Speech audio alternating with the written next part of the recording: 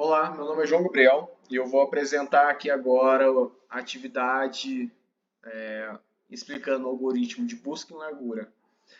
Para a gente começar o algoritmo aqui, a gente vai importar algumas bibliotecas, no qual a gente pega uma biblioteca para a gente fazer a fila e outras para plotarem o grafo.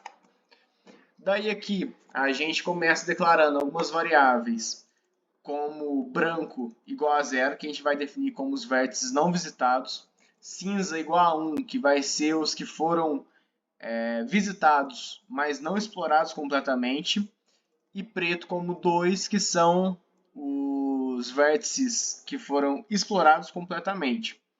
Daí aqui de início a gente cria uma classe para os nossos vértices, no qual essa classe vai ter, no qual esse objeto vai ter um nome, uma cor, é, uma cor, uma distância uma distância que é do vértice até a origem dele e o predecessor, que seria o pai do nosso vértice.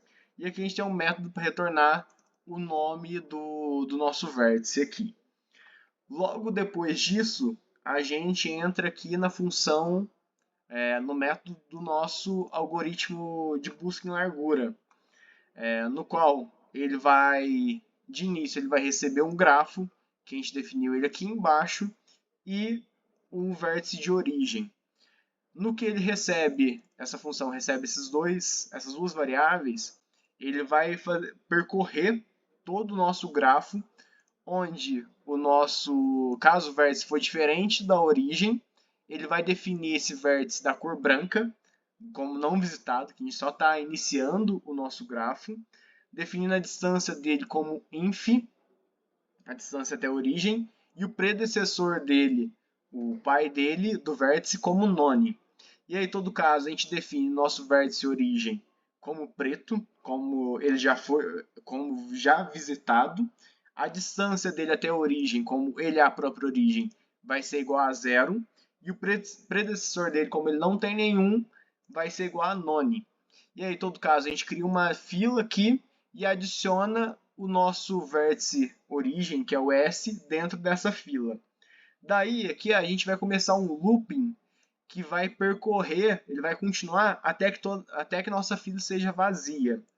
Ele entra aqui no looping, daí a variável U vai receber o elemento do topo da fila, ele vai retirar esse elemento aqui e vai entrar num for no qual ele vai percorrer todos os vértices que se ligam ao nosso vértice U.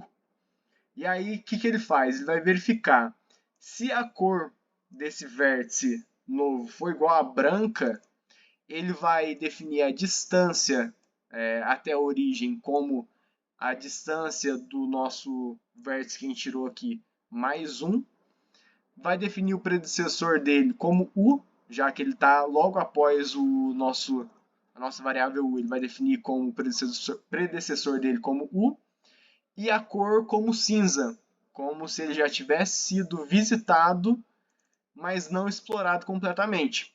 E aí ele adiciona esse nosso novo vértice dentro da fila. E por final, quando ele visita todos os vértices vizinhos do U, ele pinta o U pinta o U de preto. E assim ele segue o looping. Então ele vai entrar aqui de novo, percorreu todos aqui, ele já tirou, aqui em todo caso ele já tirou o U, aí ele adicionou um novo vértice aqui dentro. Ele vai pegar, vai percorrer todos os vértices, aí ele vai verificar se for branco.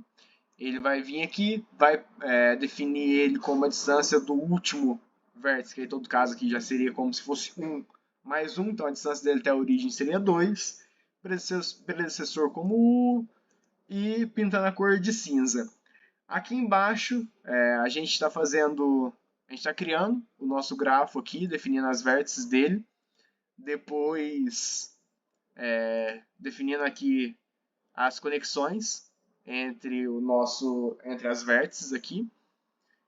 E por fim a gente chama a função principal aqui do busca em largura chama essa função e aqui no final a gente está printando o resultado. Ele está verificando se o vértice já foi visitado, se ele já está pintado como preto.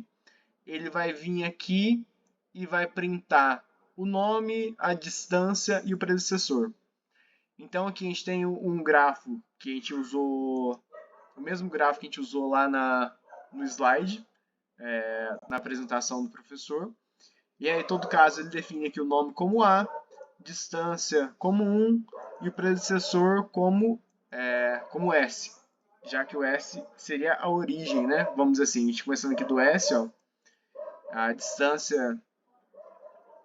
Não, a gente começando aqui do S, a distância é 0 e o predecessor é none. Aí depois a gente vem para o F, que a distância é 1, e para o A, que a distância também é 1 e o predecessor é S.